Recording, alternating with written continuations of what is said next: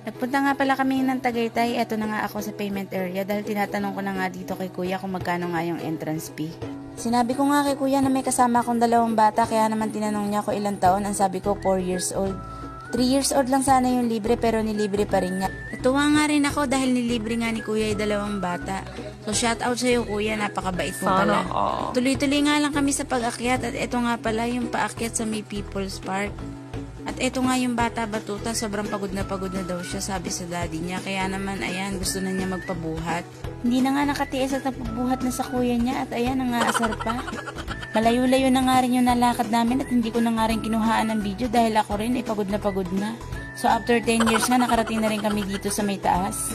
Maraming ang tao dito pero hindi ko na rin kinuhaan ng video kasi nga nahihiya rin naman ang person. After New Year nga pala kami pumunta dito at para masulit naman yung pagpunta nila dito sa Manila dahil uuwi na rin sila ng Nueva Ecija. Kaya naman ayan, dinalak talaga sila dito sa may Tagaytay para makita nila yung magandang view na meron dito. Bumaba nga kami saglit dito ni Ateng at naglakad-lakad dito para naman makapamili ng ibang bibilhin dito na pasalubong. Kaya naman ayan, pagkatapos namin, bumaba na rin kami at nagpicture-picture na rin yung iba dahil malapit na rin kaming umuwi. Medyo matagal kami nag-stay dyan pero hindi ko na rin kinuhaan. Yun lang.